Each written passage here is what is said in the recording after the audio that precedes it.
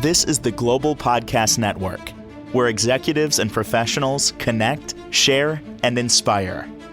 Stay tuned for the conversations that drive success.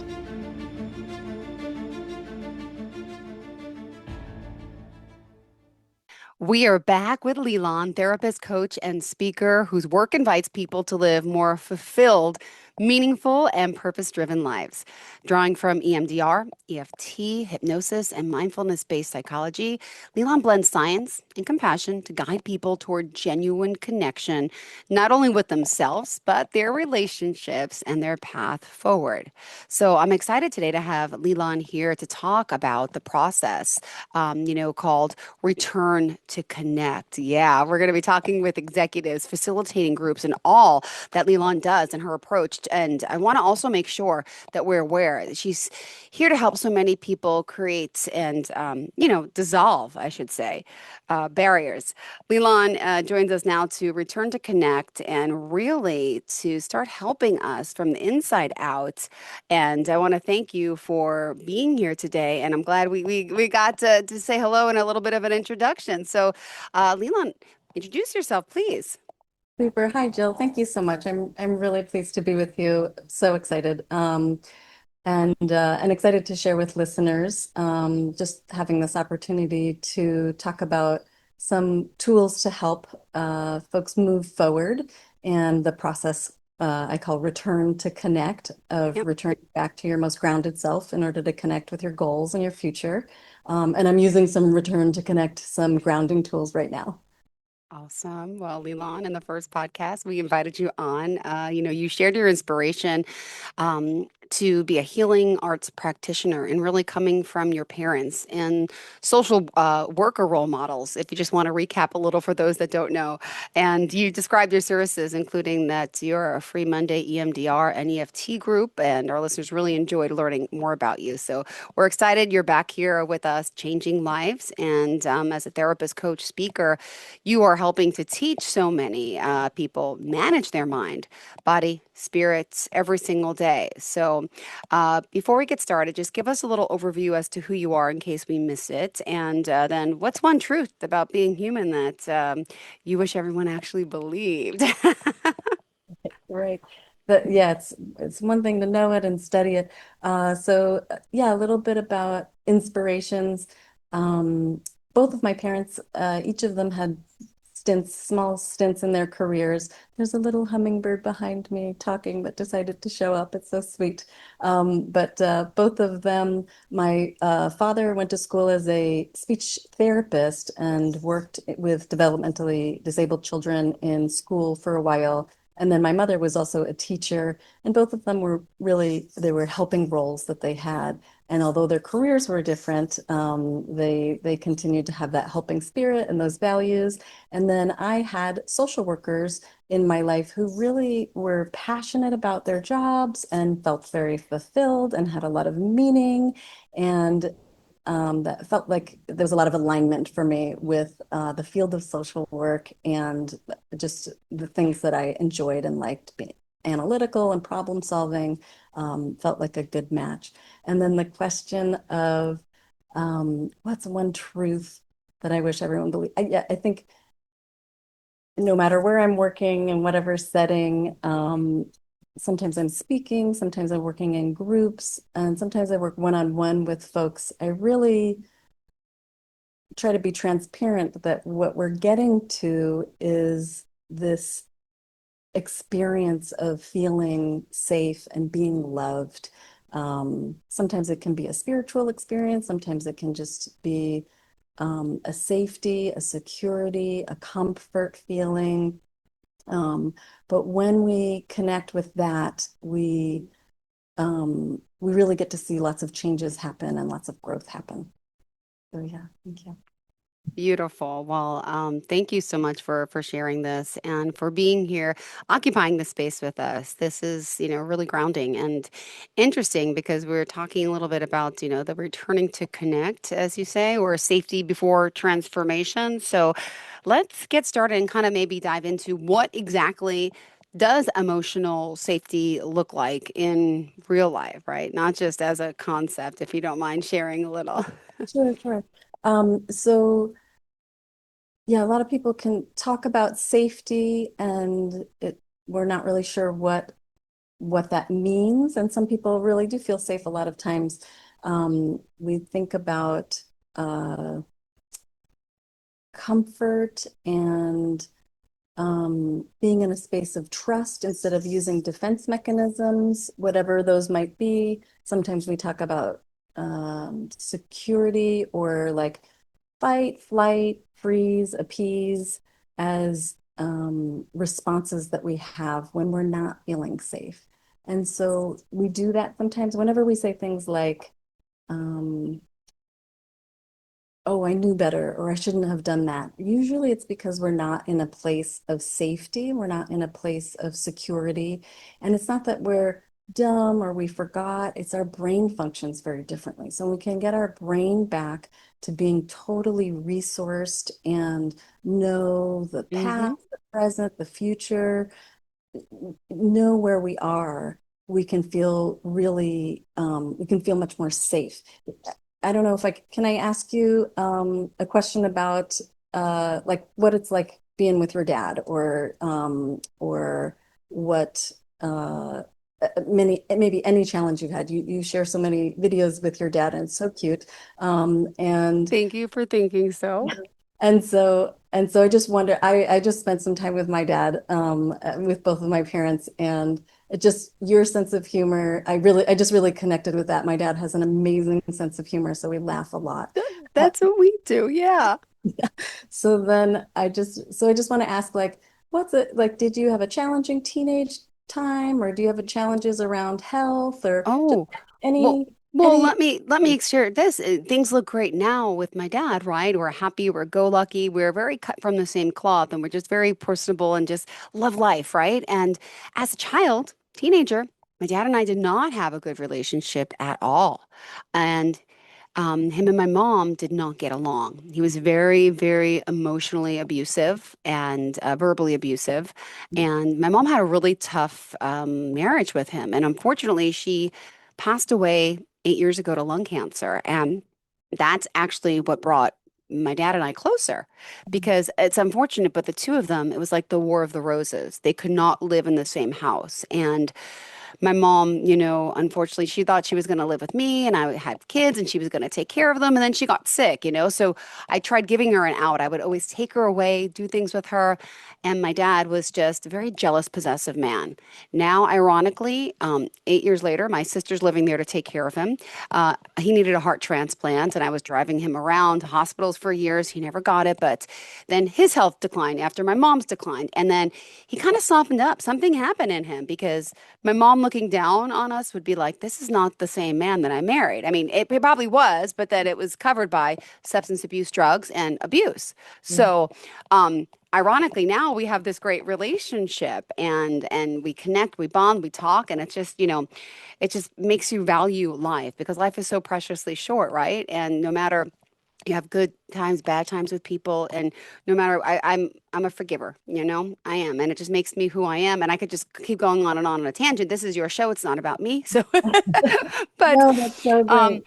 Yeah. yeah, it's there's a lot of that because I have hatred for my father, I had love for my father, I have a lot of things, mixed Yeah. emotions. Yeah, Yes, thank you so much for sharing all of that. I think listeners connect with all of that. I definitely connect with all of that and that idea. And I'm sorry to hear for your loss about your mom. And thank you. that sounds also like such an incredible journey, a life-changing journey Yes, that you transformed into having some growth with that.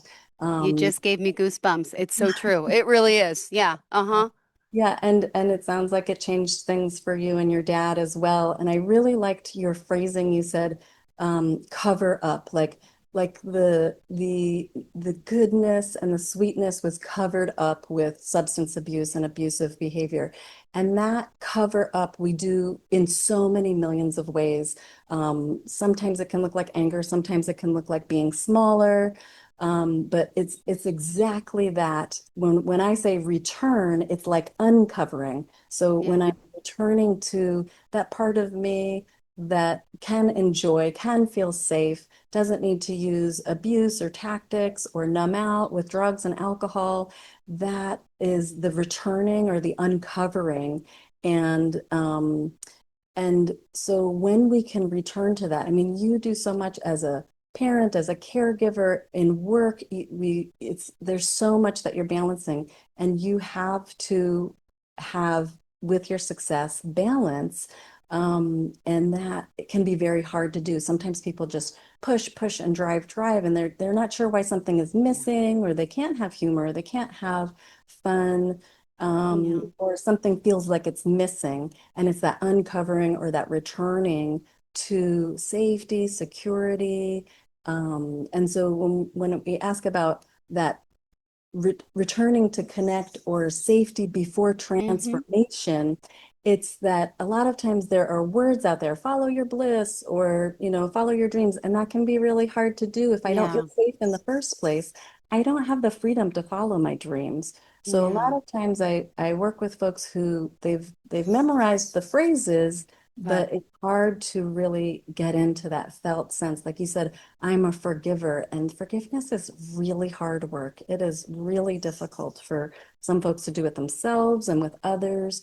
And so getting back to that uncovered place and that yeah. returning to safety and groundedness is really Yeah, important. but there is a lot of overwhelm, right? I think everyone feels overwhelmed, anxious. Everyone has their own story, their own journey, and everybody's life matters. And everybody, it's just, I feel like the world today is busier than it used to be. Like with my kids, they're 10 and 8, and I've been a single mom since day one. So it's like now you have school, oh, then you have sports, oh, then you have religion, oh, then you have church, oh, you have so many things. And me, not me. Everybody has this, and there's so many different things in our lives that make us unique and make us, individuals. But it is grueling, really. So it is hard to be present sometimes. I really can understand which what you mean. So, yeah. So now, as a therapist and coach and speaker, you're telling me you take people on through at least 4 different practical tools, right?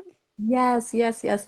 I have done that no matter what setting I'm in. Sometimes I speak with executives, sometimes I speak with Mm-hmm. other therapists, and I say, hey, as a part of my talk, we're going to do these 4 tools. And it's really wonderful. Sometimes people are not available for it for lots of reasons, but most of the time, the feedback I get is overwhelmingly that in the moment, we do these tools taking just a few minutes, and people notice a shift. They go, oh, I relaxed. Oh, my stomach relaxed. Oh, I feel more grounded. There's so many immediate things that happen for people when when I can guide them just through a couple of quick tools. But then when they have success on just Mm-hmm. those things in the moment, then we also build on that. And there's also a lot of trust built because I'm not talking about something. I'm asking somebody to experience something in their body, and they really do, and it's magical. Yeah. Wow. Well, thank you for sharing this. Now, these results that you're mentioning that we can get immediate results when it comes to this. Can you share a little bit about this? Yeah, I would really like to, if I could, maybe walk us through an EMDR tapping, if you feel Yes. comfortable Yes, doing it with me. absolutely. Yay, that would be super. So I say all kinds of things when I'm presenting. I ask people, I let them know this takes about 15 minutes, 15 Mm-hmm. seconds. It takes longer when I'm talking you through it, and when you practice it on your own and there's no narration, it can really be 15 seconds to so much. Okay. So the first thing that we do is we cross our arms over. You can pat your chest if you like, and you cross Mm-hmm. your arms over if you can. And Mm-hmm. you can do that too. And if you can't cross your arms over, you can just stimulate both sides of your body by wiggling each one of your fingers. But what we do is we cross our arms over, so one hand on each. Mm-hmm. And if we can, so there's a few levels. One is that we can just count to 10 with me, but if Okay. it's available to think of something nice, something good, it could be a sunset, a warm blanket. And then a next level would be as if you could think of a nice situation between 2 people, something that feels good between 2 people. There's all kinds of caveats for that, but like not a platonic situation, that there's love and care and nurturing. And then when you think of that, you Mm. think of the details until you notice a shift in your body. It might be a sigh, it might be a breath, it might be relaxing in your jaw or your neck. And then when you notice the shift, we count Mm. two taps. So left and then right, or right and then left. And that's one, and then two, the next set, and we alternate. And we just count to 10, and we always stop at 10.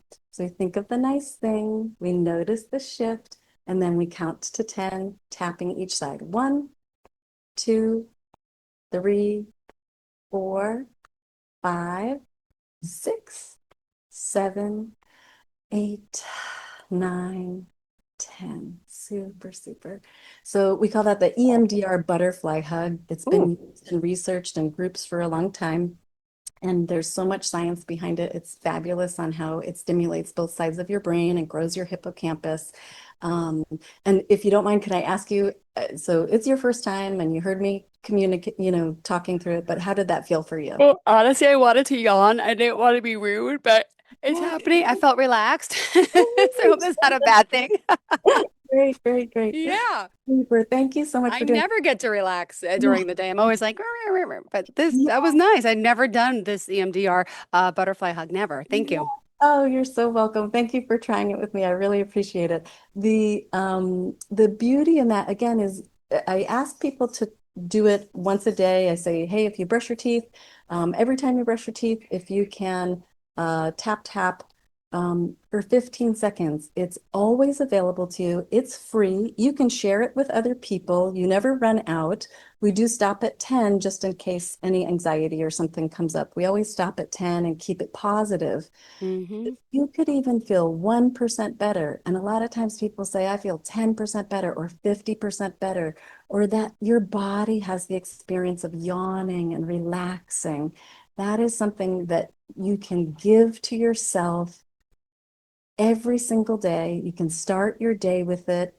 I have a Monday group at 11 a.m. We do this for 15 minutes because I do walk them through it. So we Hmm. start just by counting, then thinking of something nice, and then as a facilitator, when I have people on video, I add a few other things to it, but we do it for 15 minutes. And we have over 1,400 people in our Return to Connect meetup group. Wow. And people return again and again on Monday mornings at 11 just to start their weeks with this because Hmm. sometimes we forget. And then it's available to you so that when you are stressed or when something comes up, you can tap, you can pause because you just did it in the morning and it's right there and available to us. So it's yeah, I love it. It's a beautiful resource. Wow, thank you, Leland. My goodness, a lot to do, and there's a lot that we can do. So I want to hear more about this, and also just at this time, remind everyone who we're talking to. If you are just tuning in, you're a therapist, coach, and speaker, and you're based out of where? We didn't even establish that yet. I'm so sorry. Where are you based out of? Yes, I am based out of too many places. I grew up in New Jersey, and so I'm often in New Jersey with my dad. Um, Mm-hmm. so- Aw. but for a few decades now, I've been out in California, and I'm up and down the coast because I have family in Berkeley, I have family in Orange County. So and then I visit in Lisbon, Portugal. So I'm often providing services from all over. And then my folks that I work with are from mostly all over the United States and then some international folks as well. Oh, So I'm not sure where I'm based, all probably right. California, up and down California. But Leland does have effective methods that she's working with, and I want to hear more about that as well. Not sure if I'm jumping the gun, but I know you were awarded the National Association of Social Workers Social Worker of the Year Award in 2012. So Yeah, that's that's right. pretty amazing. Can we talk a little bit about that? Sure, sure.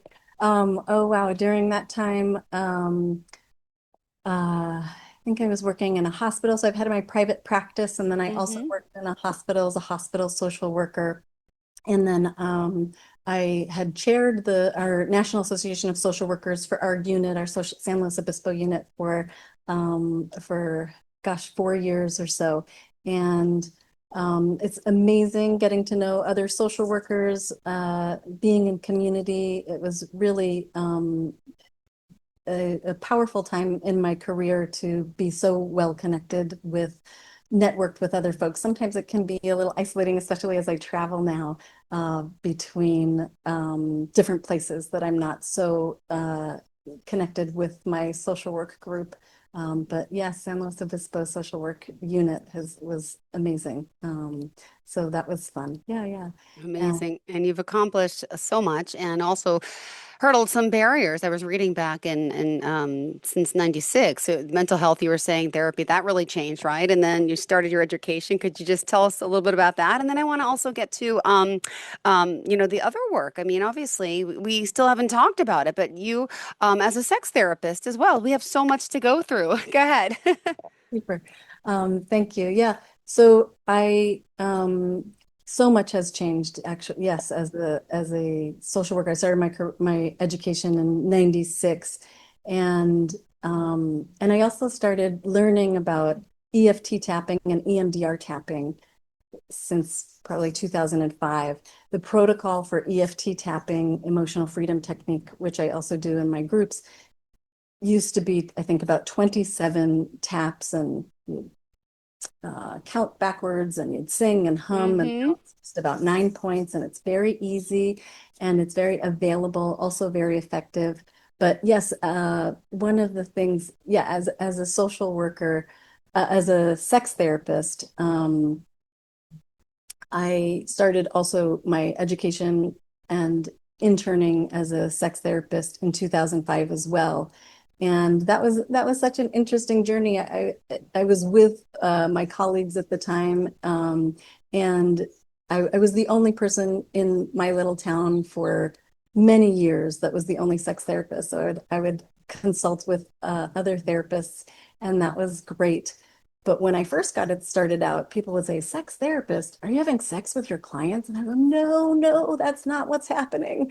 It's just that as therapists, often we don't have any formal education on this huge part of people's lives. So when couples come in, when anyone comes in with pain or discomfort, or even sometimes depression and anxiety, that this is an area of life that where our successes and our joy is expressed, as well as our difficulties and our challenges, and they Mm-hmm. both affect each other, vice versa. So I absolutely love being a sex therapist as well, because I feel that this issue is one that that is not broadly valued in our education, and also in just helping address things to help people really make changes in their lives.